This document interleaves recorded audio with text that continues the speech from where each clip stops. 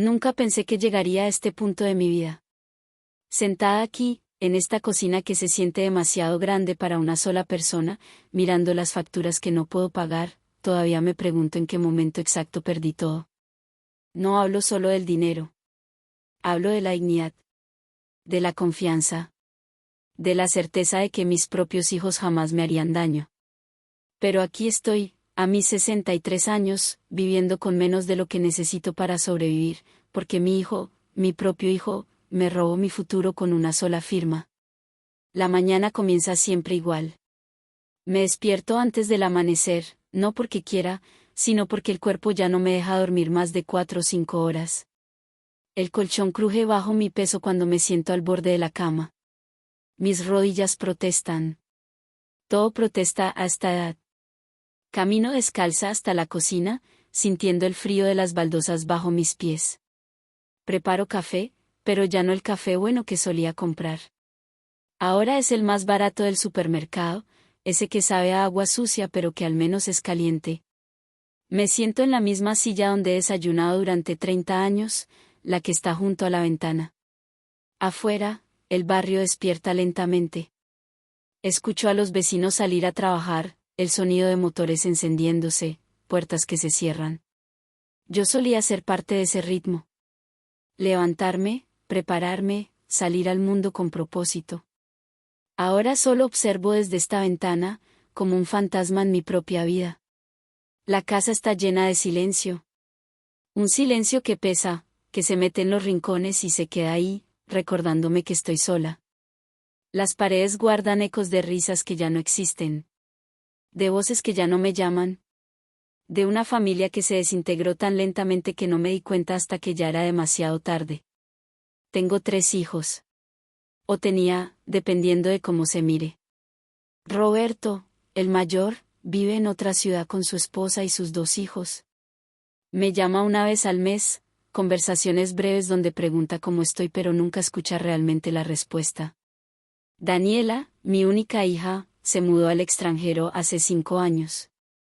Dice que es por trabajo, pero yo sé que también es por alejarse de todo esto, de esta familia rota, de los recuerdos. Y luego está Mauricio. Mi bebé. El que nació cuando yo tenía casi 40 años, ese embarazo inesperado que me llenó de alegría. El niño que se aferraba a mi falda cuando era pequeño, que me decía que cuando creciera iba a cuidarme siempre. El hijo que me quitó todo. Cada mañana reviso el mismo cajón de la cocina. Está lleno de papeles que ya no sé cómo organizar. Facturas de servicios que se acumulan. Avisos de corte de luz. Recordatorios del banco. Y en el fondo, escondida bajo todo eso, la carpeta que no puedo abrir sin que se me cierre la garganta. Dentro de esa carpeta está el documento. Ese maldito documento que firmé hace 2 años, cuando todavía confiaba. Cuando todavía creía que un hijo jamás le haría daño a su madre. Las letras pequeñas que no leí con cuidado. Las explicaciones que acepté sin cuestionar. La firma que puse al final, con mi propia mano temblorosa, sellando mi destino. A veces saco esa carpeta y la miro, como si al mirarla lo suficiente pudiera cambiar lo que dice. Como si pudiera retroceder el tiempo y decirle a esa mujer ingenua que no firme nada. Que lea cada palabra. Que desconfíe, aunque sea de su propia sangre. Pero el tiempo no retrocede. Y yo sigo aquí, tratando de estirar los pocos pesos que me quedan hasta fin de mes, preguntándome cómo voy a pagar el alquiler, cómo voy a comprar mis medicamentos, cómo voy a sobrevivir los próximos 30 días hasta que llegue, nada. Porque ya no hay pensión que llegue. Ya no hay nada. Los vecinos me miran con lástima cuando salgo. Puedo sentir sus ojos, sus susurros. Doña Mercedes, la del tercer piso, me ofreció ayuda la semana pasada. Me trajo una bolsa con comida, arroz, fideos, algunas latas. Quise rechazarla, decirle que no necesitaba caridad, pero mi orgullo ya no puede pagar las cuentas. Acepté la bolsa con una sonrisa que me dolió en el alma y le di las gracias con la voz quebrada. Esta no es la vida que imaginé cuando era joven. Cuando me casé con Héctor, hace más de 40 años, soñaba con envejecer rodeada de familia, de nietos, de amor. Soñaba con una vejez digna, ganada después de décadas de trabajo y sacrificio. Nunca imaginé que terminaría así. Sola. Pobre. Traicionada por quien más amaba. Pero antes de seguir contándote lo que pasó, lo que cambió todo para siempre, asegúrate de estar suscrito a este canal. Activa la campanita, porque historias como esta necesitan ser escuchadas. Y al final, cuando sepas toda la verdad, cuéntame en los comentarios qué sentiste, si alguna vez has vivido algo similar, o si simplemente necesitas desahogarte. Estoy aquí para escucharte. Ahora sí, déjame llevarte al principio. Déjame contarte cómo era mi vida antes de que todo se derrumbara. Era 1982 cuando conocí a Héctor. Yo tenía 20 años y trabajaba en una tienda de telas en el centro. Él entraba cada semana a comprar material para el taller de tapicería de su padre. Era tímido, de sonrisa fácil, con esas manos grandes y callosas que hablaban de trabajo honesto. Nos enamoramos despacio, como se enamoraba la gente en esa época. Sin prisa, sin drama. Caminatas por el parque los domingos. Cine los sábados por la tarde. Cartas escritas a mano cuando él tenía que viajar por trabajo. Todo era simple, real, sólido. Nos casamos en 1984, en una ceremonia pequeña en la iglesia del barrio. Mi vestido era prestado, las flores del jardín de mi madre. No teníamos dinero para lujos, pero teníamos algo más valioso, teníamos sueños compartidos, planes para el futuro, la certeza de que juntos podríamos construir algo hermoso. Los primeros años fueron duros económicamente, pero felices. Vivíamos en un departamento diminuto, con una cocina tan pequeña que apenas cabíamos los dos. Héctor trabajaba turnos dobles en el taller. Yo seguía en la tienda de telas y además tomaba trabajos de costura en casa. Ahorrábamos cada peso, soñando con el día en que pudiéramos comprar nuestra propia casa. Roberto nació en 1986. Recuerdo la emoción de Héctor cuando lo tuvo en brazos por primera vez, ese hombre grande y fuerte llorando como un niño frente a su hijo.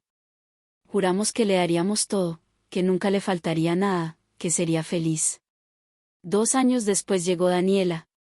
Mi niña hermosa, con esos ojos grandes que parecían entenderlo todo desde el primer día. Con 2 hijos pequeños, dejé mi trabajo en la tienda. Héctor insistió en que me quedara en casa, que los niños me necesitaban. Y tenía razón. Pero a veces extrañaba esa independencia, ese dinero que era mío, ganado con mi propio esfuerzo. Los años pasaron en un torbellino de pañales y biberones, de primeros pasos y primeras palabras. Nos mudamos a una casa más grande cuando Héctor consiguió un mejor trabajo. No era lujosa, pero era nuestra. Tenía un pequeño jardín donde planté rosas y tomates. Una cocina con ventana grande donde entraba el sol de la mañana. 3 habitaciones, una para cada niño y una para nosotros. Esa casa se llenó de vida. Los domingos hacíamos asados en el jardín. Los cumpleaños eran celebraciones ruidosas con vecinos y amigos. La mesa de la cocina era el centro de todo, donde compartíamos comidas, hacíamos tareas, resolvíamos problemas, reíamos hasta que nos dolía el estómago. Héctor era un buen padre. Estricto cuando tenía que serlo, pero amoroso siempre. Nunca levantó la mano a nuestros hijos. Nunca faltó a una reunión escolar o a un partido de fútbol. Trabajaba incansablemente para darnos una vida digna, y lo conseguía. Yo era feliz en mi rol de madre y esposa. No era una vida glamorosa, pero era mía. Encontraba satisfacción en las pequeñas cosas, una comida bien preparada, la ropa limpia y planchada, el orden de mi casa, las sonrisas de mis hijos cuando llegaban del colegio y olían lo que había cocinado. Pero la vida tiene una forma cruel de cambiar cuando menos te lo esperas. En 1997, cuando Roberto tenía 11 años y Daniela 9, descubrí que estaba embarazada otra vez. Fue un shock. Héctor y yo ya no éramos jóvenes. Yo estaba a punto de cumplir 40 años. Pensábamos que esa etapa de nuestra vida había terminado. Al principio tuve miedo. Miedo de ser madre otra vez a mi edad. Miedo de las complicaciones. Miedo de empezar de nuevo con pañales y noches sin dormir cuando finalmente estaba recuperando algo de libertad. Pero cuando Mauricio nació, todo ese miedo se evaporó. Era perfecto. Pequeño, frágil, con esos ojitos que me miraban como si yo fuera su mundo entero. Y lo era. Me convertí en su mundo, y él en el mío. Roberto y Daniela ya eran lo suficientemente grandes como para ser independientes. Pero Mauricio me necesitaba de una forma que me hacía sentir vital otra vez, importante, necesaria. Me aferré a ese sentimiento. Quizás demasiado. Héctor bromeaba diciendo que Mauricio era mi favorito. Yo lo negaba, pero en el fondo sabía que había algo de verdad en eso. No es que amara menos a mis otros hijos, pero con Mauricio había una conexión diferente. Él llegó cuando yo más lo necesitaba, cuando empezaba a sentir que mi propósito se desvanecía. Mauricio creció siendo el bebé de la familia. Roberto y Daniela lo adoraban, lo consentían. Héctor lo mimaba de formas que nunca había mimado a los otros.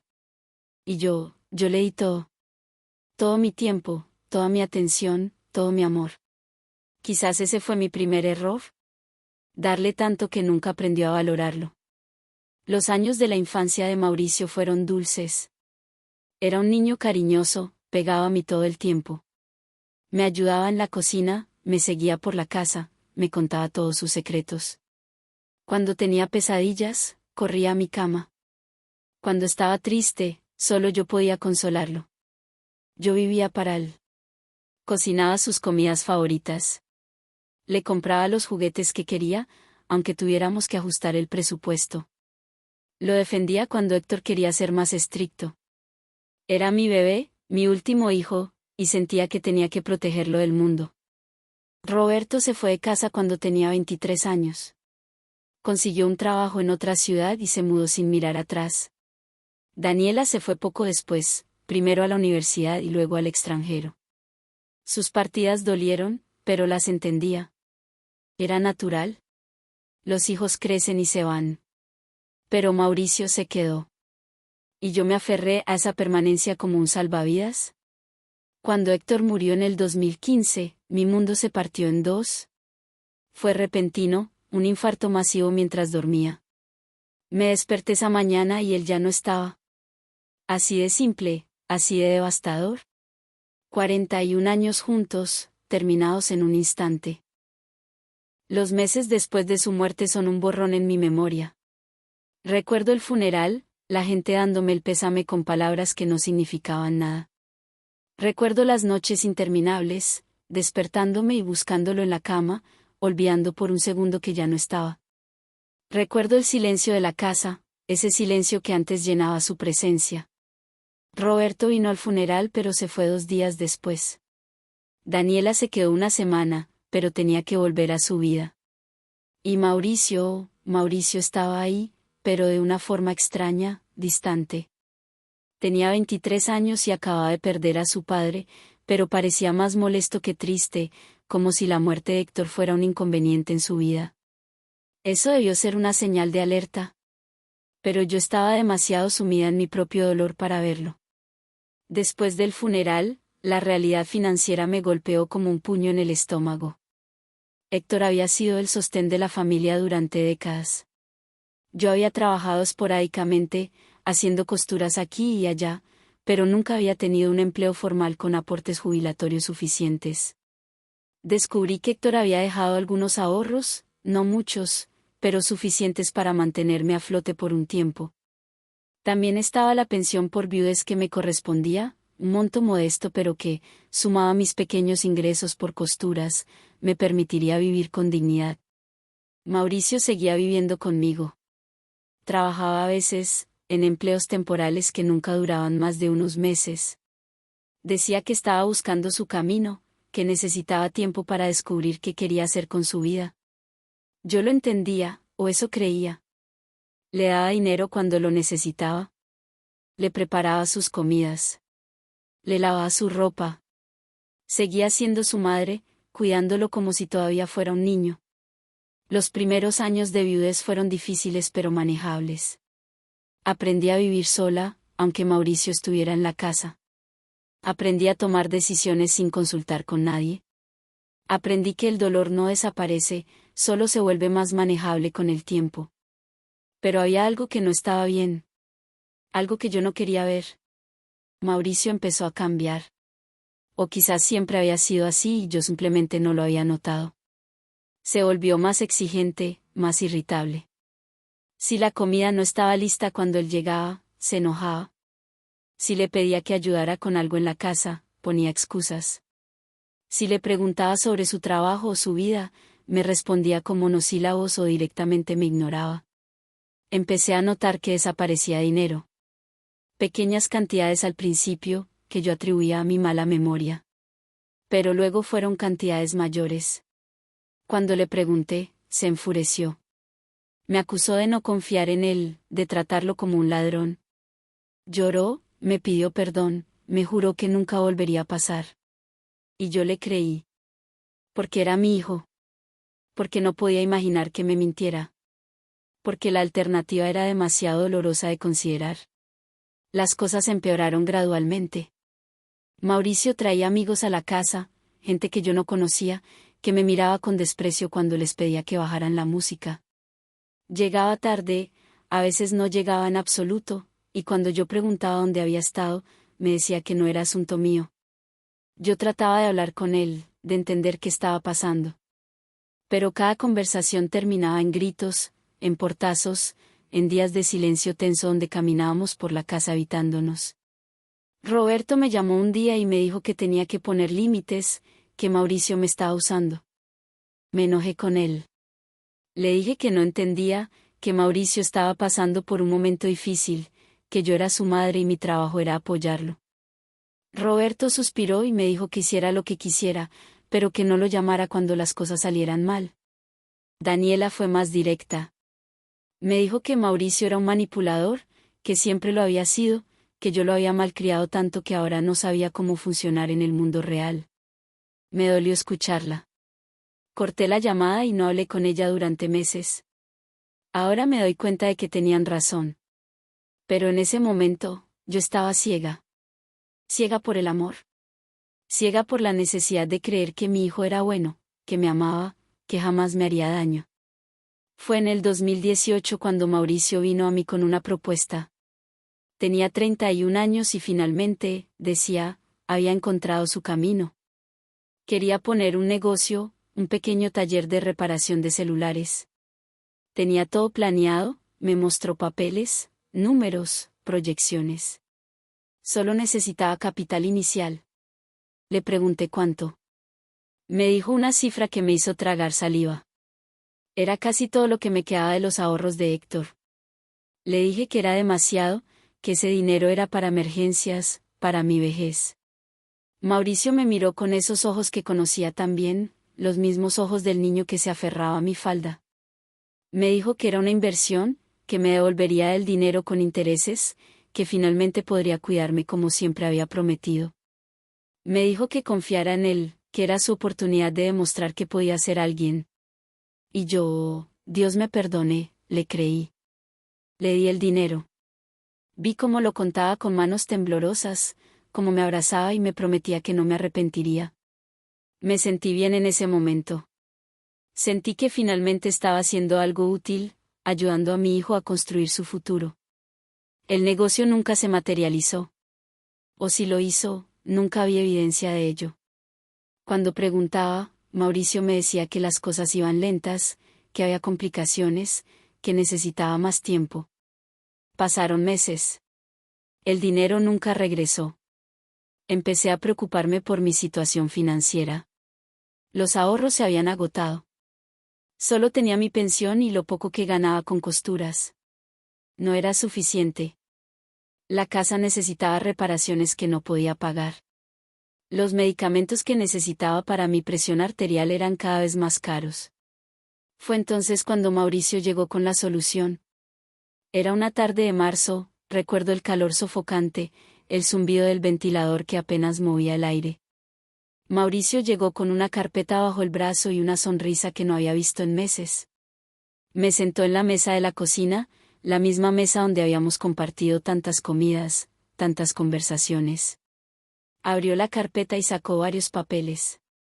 Me explicó que había encontrado una forma de ayudarme. Un amigo suyo trabajaba en una financiera y le había hablado de un programa especial para personas mayores. Yo podía acceder a un préstamo con condiciones muy favorables, usando mi pensión como garantía. El dinero me serviría para las reparaciones de la casa, para mis gastos, para vivir con más tranquilidad. Sonaba bien. Demasiado bien, ahora que lo pienso. Pero en ese momento, con las preocupaciones financieras agobiándome, con mi hijo mirándome con esa expresión de preocupación genuina, quise creer. Le pregunté si era seguro. Me aseguró que sí, que él había revisado todo, que su amigo era de confianza. Le pregunté cuánto tendría que pagar cada mes. Me dijo una cifra pequeña, manejable, que saldría directamente de mi pensión. Lo que no me dijo, lo que yo no entendí porque no leí las letras pequeñas, porque confié ciegamente, era que ese préstamo no era lo que parecía. Mauricio puso los papeles frente a mí. Había muchos, con letra pequeña que mis ojos cansados apenas podían leer. Me ofreció sus anteojos, pero igual las palabras se mezclaban, los términos legales eran incomprensibles para mí. Me dijo que solo necesitaba mi firma en algunos lugares. Me señaló las líneas, 1, 2, 3, 4 firmas. Me pasó la lapicera. Vacilé por un segundo. Algo en mi interior me decía que esperara, que leyera con más cuidado, que consultara con alguien. Pero Mauricio estaba ahí, sonriéndome, apurándome suavemente, diciéndome que su amigo necesitaba los papeles firmados ese mismo día para procesar el préstamo.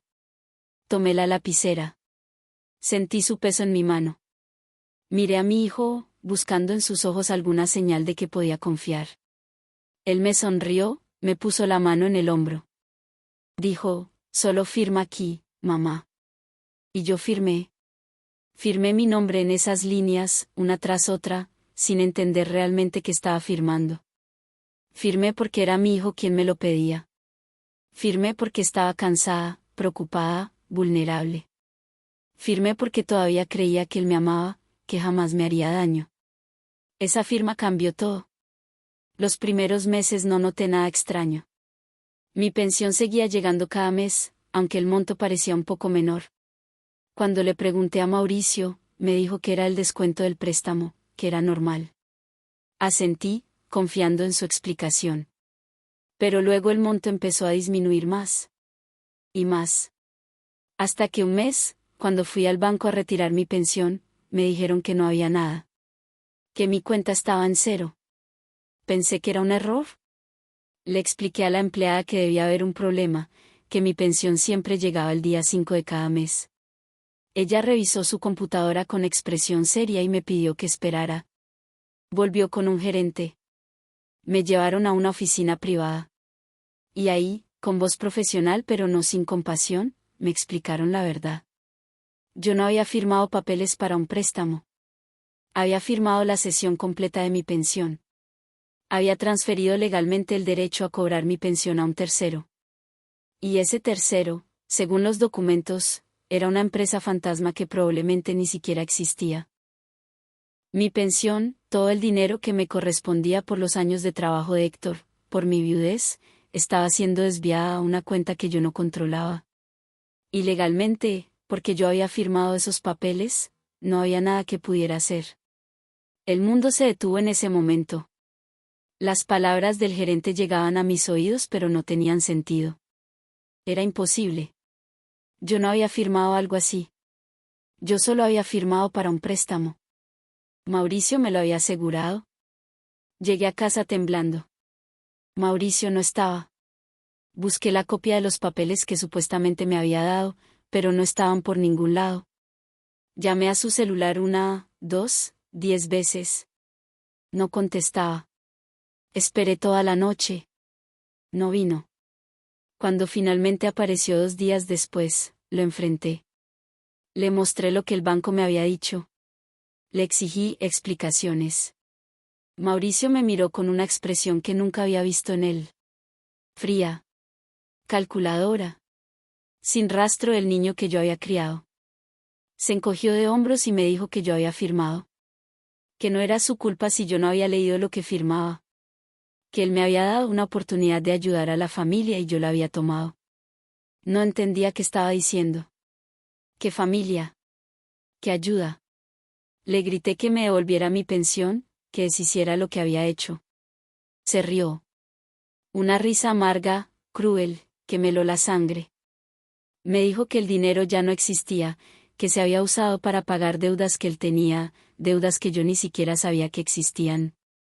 Me dijo que si yo iba a la policía, él negaría todo, que los papeles tenían mi firma, que nadie me creería. Y luego, como si no acabara de destruir mi vida, me preguntó qué había para cenar. Esa noche, Mauricio se fue de la casa. Empacó sus cosas mientras yo lloraba en mi habitación, incapaz de procesarlo todo. Escuché la puerta cerrarse y supe que no volvería. Y no volvió. Los días siguientes fueron los más oscuros de mi vida. Peores que cuando murió Héctor, porque al menos esa pérdida tenía sentido. Esto era una traición tan profunda que no encontraba forma de procesarla. Llamé a Roberto. Le conté lo que había pasado, esperando que me creyera, que me ayudara. Hubo un largo silencio al otro lado de la línea. Luego me dijo que me lo había advertido, que él me había dicho que pusiera límites con Mauricio, que esto era mi culpa por consentirlo tanto. Sus palabras me dolieron más que cualquier golpe físico. Colgué el teléfono y no volví a llamarlo. Daniela fue más comprensiva, pero estaba lejos, con su propia vida, sus propios problemas. Me ofreció enviarme algo de dinero, pero yo no quería caridad, ni siquiera de mi propia hija. Le dije que estaba bien, que me las arreglaría. Era mentira, pero mi orgullo todavía estaba intacto, aunque no tuviera nada más. Intenté resolver la situación legalmente. Fui a un abogado, un hombre mayor que me escuchó con paciencia y luego me explicó la dura realidad. Los papeles que había firmado eran legales. Mi firma estaba ahí. Probar que había sido engañada sería casi imposible, especialmente porque Mauricio era mi hijo y yo había firmado voluntariamente. Podría intentar un juicio, me dijo, pero tomaría años y costaría dinero que yo no tenía. Y aun si ganaba, recuperar el dinero sería otra batalla, porque probablemente ya no existía. Salí de esa oficina sintiendo que había perdido todo. No solo el dinero. No solo mi seguridad. Había perdido la fe en el mundo, en la justicia, en la bondad humana. Pero sobre todo, había perdido a mi hijo. Los meses que siguieron fueron de pura supervivencia. Sin mi pensión, sin ahorros, tuve que aprender a vivir con casi nada. Vendí todo lo que tenía valor, las joyas que Héctor me había regalado, los muebles que podía reemplazar con cosas más baratas, la vajilla buena que había guardado para ocasiones especiales. Intensifiqué mi trabajo de costura, tomando cualquier encargo que llegara, trabajando hasta que me dolían los dedos y la vista se me nublaba. Pero no era suficiente. Nunca era suficiente. Empecé a atrasarme con el alquiler. Sí, alquiler, porque la casa que creía mía en realidad nunca lo fue. Estaba a nombre de Héctor y cuando murió, con las deudas y los problemas legales, la perdimos.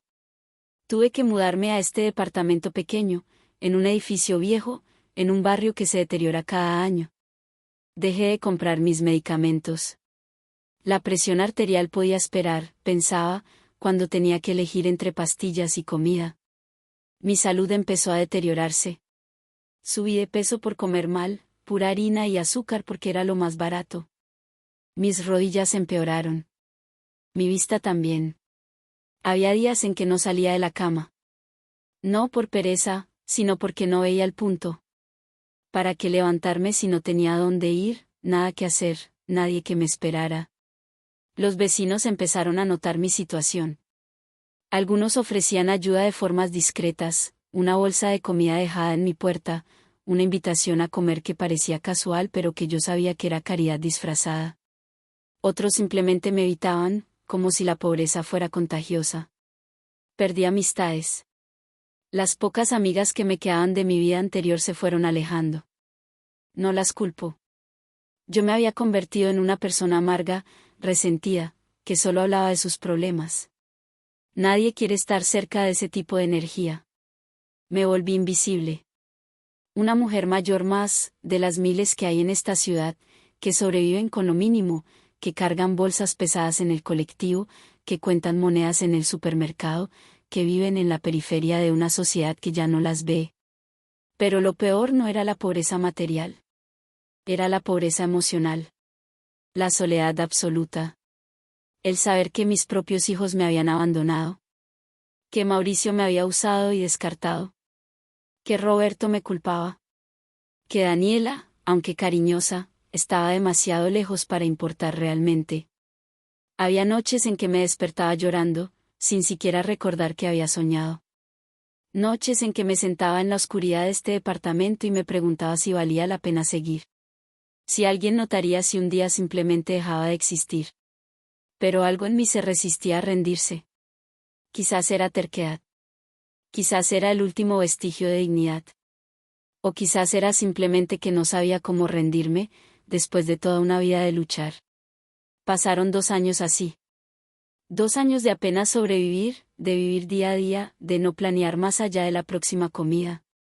2 años sin saber nada de Mauricio, aunque a veces lo buscaba en redes sociales, viendo fotos de su vida que parecía continuar sin ningún remordimiento.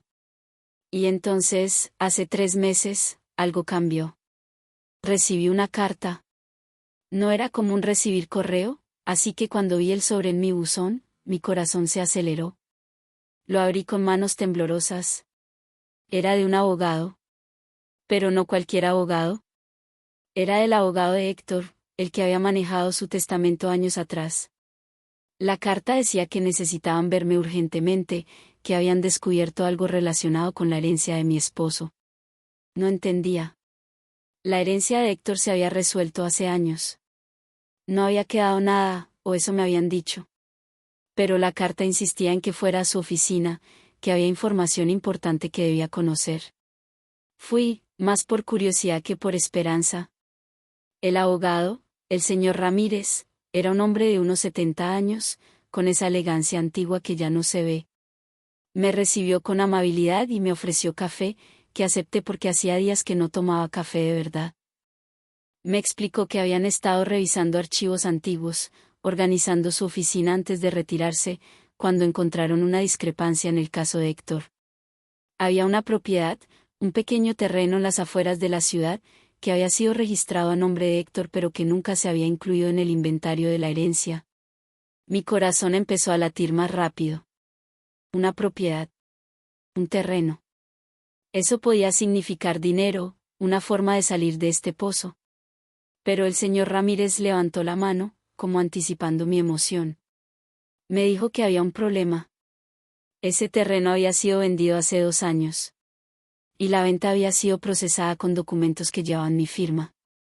El mundo se inclinó otra vez. Otra firma. Otra traición. El abogado me mostró los documentos. Ahí estaba mi nombre, mi firma, autorizando la venta de un terreno que yo ni siquiera sabía que existía. La venta se había realizado por una suma considerable, dinero que nunca llegó a mis manos. Le dije que yo nunca había firmado eso. Que ni siquiera sabía de la existencia de ese terreno. Me miró con compasión y me preguntó si recordaba haber firmado muchos papeles hace 2 años. Y entonces lo entendí. Los papeles que Mauricio me había hecho firmar no eran solo para la cesión de mi pensión. Entre esos documentos, escondidos en medio de términos legales incomprensibles, estaban los papeles de venta de ese terreno. Mauricio no solo me había quitado mi pensión. Me había quitado todo. Absolutamente todo. El señor Ramírez me explicó que podíamos intentar anular la venta, que había elementos de fraude evidentes. Pero nuevamente, sería un proceso largo, costoso, sin garantías. Y el dinero de la venta probablemente ya estaba gastado. Salí de esa oficina en estado de shock. Caminé por las calles sin rumbo, sin ver realmente hacia dónde iba. La magnitud de la traición era incomprensible. Mi hijo no solo me había robado mi presente, me había robado cualquier posibilidad de futuro. Esa noche, sentada en mi departamento, tomé una decisión. Necesitaba encontrar a Mauricio. Necesitaba mirarlo a los ojos y preguntarle cómo había podido hacerme esto. Necesitaba escuchar de su propia boca el porqué. No fue difícil encontrarlo. Aunque había bloqueado mi número, a través de conocidos descubrí dónde vivía. Un barrio mejor que el mío, en un edificio nuevo. Eso me dolió más de lo que esperaba. Él vivía bien con el dinero que me había robado, mientras yo apenas sobrevivía. Fui a su edificio un martes por la tarde. El portero me detuvo, me preguntó a quién buscaba. Le dije que era la madre de Mauricio Fernández, que necesitaba verlo. El portero me miró con algo que parecía lástima y llamó por el intercomunicador. Esperé, sintiendo cada segundo como una eternidad. Luego el portero colgó y me dijo que el señor Fernández no estaba disponible, que no quería visitas. Mi propio hijo me estaba rechazando en la puerta de su edificio. Volví varias veces. Siempre la misma respuesta. Hasta que un día, el portero me dijo con voz baja que dejara de venir, que el señor Fernández había dado instrucciones específicas de que no me dejaran subir, que si insistía, llamarían a la policía. Me quedé ahí parada, en la vereda, mirando hacia las ventanas de ese edificio, preguntándome cuál sería la de mi hijo. Preguntándome si me estaba mirando desde arriba, si sentía algo al rechazar a su propia madre. Fue en ese momento que algo se rompió dentro de mí. No fue dramático, no hubo lágrimas ni gritos. Fue más bien como una cuerda que se había estado tensando durante años y finalmente se cortó. Me di cuenta de que había estado aferrándome a la idea de que Mauricio todavía era mi hijo, que en algún lugar dentro de él quedaba algo del niño que yo había criado. Pero ese niño ya no existía. Quizás nunca había existido de la forma que yo creía. El hombre que vivía en ese edificio, que había orquestado este robo elaborado, que me rechazaba en la puerta, no era mi hijo. Era un extraño que compartía mi sangre pero no mi corazón. Y con esa realización vino algo inesperado, una extraña forma de paz. No era la paz del perdón. No había perdonado nada. Pero era la paz de soltar, de dejar ir, de aceptar que algunas batallas no se pueden ganar y algunas personas no pueden ser salvadas, ni siquiera por el amor de una madre. Dejé de ir a su edificio. Dejé de buscarlo en redes sociales. Dejé de preguntarme dónde estaba o qué hacía. Decidí que si él había elegido borrarme de su vida, yo haría lo mismo. Pero la historia no termina ahí. Porque hace un mes, recibí otra visita inesperada. Era un domingo por la mañana. Alguien tocó mi puerta con insistencia. Cuando abrí, encontré a una mujer joven, de unos 25 años, con un bebé en brazos. Me miró con ojos llenos de lágrimas y me preguntó si yo era la madre de Mauricio Fernández. Mi corazón se detuvo. Asentí, incapaz de hablar. Ella me dijo su nombre era Carolina, que era la pareja de Mauricio. O había sido, hasta hace 2 semanas. Me dijo que él había dejado, a ella y al bebé, sin explicación, sin dinero, sin nada. Me dijo que había encontrado mi dirección en unos papeles viejos de Mauricio. Que no tenía a dónde ir, que su familia la había rechazado cuando quedó embarazada, que pensó que yo, como abuela del bebé, podría ayudarla. La dejé entrar, más por que por decisión consciente. Preparé té mientras ella me contaba su historia. Había conocido a Mauricio hace 3 años. Él le había dicho que era soltero, que trabajaba en negocios de inversión, que tenía dinero. La había seducido con promesas de una vida mejor. Cuando quedó embarazada, él se mostró feliz, le prometió que se casarían, que formarían una familia. Pero después del nacimiento del bebé, todo cambió. Mauricio se volvió distante, ausente. El dinero que antes fluía libremente dejó de llegar. Las excusas se multiplicaban. Y finalmente, hace 2 semanas, simplemente desapareció. Carolina había intentado contactarlo, pero él había bloqueado su número. Había ido a su departamento, pero él se había mudado sin dejarle su nueva dirección. Estaba desesperada, sin dinero, con un bebé de 6 meses, sin techo. Mientras ella hablaba, yo miraba al bebé. Un niño hermoso, con los ojos de Mauricio, con su misma nariz. Mi nieto. Un nieto que no sabía que tenía. Sentí una mezcla de emociones tan intensa que apenas podía respirar. Rabia hacia Mauricio por hacer esto otra vez, por usar y desechar a otra persona. Dolor por esta joven que había sido engañada como yo. Y algo más, algo que no esperaba, un amor instantáneo e irracional por ese bebé que no tenía culpa de nada. Le pregunté a Carolina qué esperaba de mí. Me dijo que no lo sabía, que solo necesitaba ayuda, que pensó que tal vez yo podría darle algún consejo, alguna forma de contactar a Mauricio, algo. Le dije la verdad. Le conté lo que Mauricio me había hecho. Le mostré los documentos, le expliqué cómo me había robado todo. Vi cómo su rostro pasaba de la sorpresa al horror a la comprensión. Ella empezó a llorar, diciendo que había sido una tonta, que debió haber visto las señales. Le dije que yo también había sido una tonta, que el amor nos hace ciegas, que no era su culpa. Nos quedamos sentadas en silencio por un largo rato. Dos mujeres destruidas por el mismo hombre, unidas por un dolor compartido. Entonces el bebé empezó a llorar. Carolina lo meció, pero él seguía llorando. Le pregunté si podía cargarlo. Ella me lo pasó con cuidado. Tomé a mi nieto en brazos por primera vez. Sentí su peso, su calor, olí ese olor único de bebé. Y algo en mi corazón, algo que creía muerto, empezó a latir otra vez. Le dije a Carolina que se quedara. Que este departamento era pequeño, que yo no tenía dinero, que apenas podía mantenerme a mí misma. Pero que podíamos intentarlo juntas. Dos mujeres rotas tratando de sobrevivir, de cuidar a este niño inocente. Ella me miró con incredulidad. Le pregunté por qué haría eso por ella, por qué ayudaría a una extraña. Le dije que no era una extraña. Era la madre de mi nieto. Y ese bebé, ese niño que no tenía culpa de los pecados de su padre, merecía una oportunidad. Merecía amor. Merecía una familia, aunque esa familia fuera solo nosotras dos. Carolina lloró otra vez, pero esta vez de alivio. Me abrazó, y yo la abracé de vuelta, sintiendo que quizás, solo quizás, esto era el comienzo de algo nuevo. Eso fue hace un mes. Carolina y el bebé, Matías se llama, viven conmigo ahora. Es difícil. El departamento es diminuto. El dinero es aún más escaso con 3 bocas que alimentar. Pero hay algo diferente en esta casa ahora. Hay vida. Hay risas.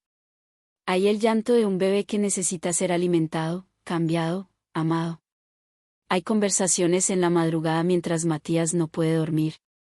Hay una mujer joven que me llama abuela y me pide consejos. Hay una razón para levantarme cada mañana. Carolina consiguió un trabajo de medio tiempo en un almacén. No paga mucho, pero ayuda. Yo cuido a Matías mientras ella trabaja, y descubrí que todavía recuerdo cómo cuidar a un bebé, aunque mis manos sean más lentas y mi espalda proteste. Hemos creado una rutina. Ella cocina, yo lavo. Compartimos las responsabilidades, las preocupaciones, las pequeñas alegrías. No es la familia que imaginé, pero es una familia. Y Mauricio, mi hijo, el padre de Matías, sigue siendo un fantasma. No sabemos dónde está. No nos importa. Decidimos que no lo vamos a buscar, que no vamos a pedirle nada. Este niño crecerá sabiendo que su padre lo abandonó, pero también sabiendo que fue amado ferozmente por su abuela y su madre. Hay días en que sigo enojada. Días en que miro a Matías y veo a Mauricio en sus facciones y siento una punzada de dolor. Días en que me pregunto cómo pude criar a un hombre capaz de tanto daño. Pero luego Matías me sonríe, esa sonrisa sin dientes que ilumina todo su rostro, y recuerdo que él no es su padre. Que tiene la oportunidad de ser diferente, mejor, más amable. Roberto llamó hace 2 semanas. Fue una conversación breve, incómoda. Le conté sobre Carolina y Matías. Hubo un largo silencio. Luego me dijo que tal vez vendría a visitarnos pronto, que quería conocer a su sobrino. No sé si lo hará, pero la posibilidad está ahí. Daniela fue más entusiasta. Me envió dinero, no mucho pero suficiente para comprar algunas cosas para Matías. Me dijo que estaba orgullosa de mí, que había hecho lo correcto al ayudar a Carolina. Sus palabras me hicieron llorar. La situación económica sigue siendo desesperada. No he recuperado mi pensión. Probablemente nunca la recupere. El terreno de Héctor está perdido. No tengo ahorros, no tengo seguridad, no tengo nada material que ofrecer. Pero tengo algo que no tenía hace un mes, tengo propósito. Tengo a alguien que me necesita. Tengo una razón para seguir luchando. Aprendí que el amor verdadero no siempre salva, pero sí enseña a resistir.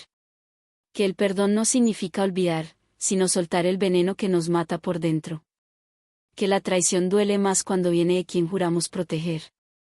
Y que a veces, la única forma de encontrar paz es aceptar que algunas preguntas nunca tendrán respuesta. Aprendí que la familia no siempre es sangre.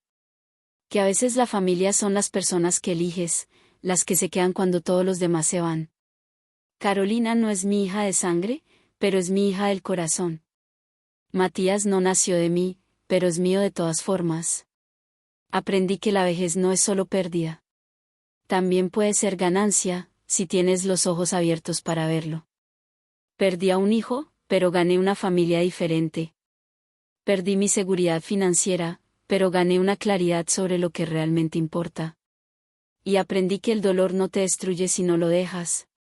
Que puedes ser traicionada, robada, abandonada, y aún así elegir levantarte cada mañana. Que la supervivencia no es solo seguir respirando, es encontrar razones para querer seguir haciéndolo. He vivido lo suficiente para saber que la vida no es justa, pero tampoco es cruel sin propósito. Cada dolor tiene su lección. Cada pérdida, su regalo oculto. Y cada cicatriz, su historia de supervivencia.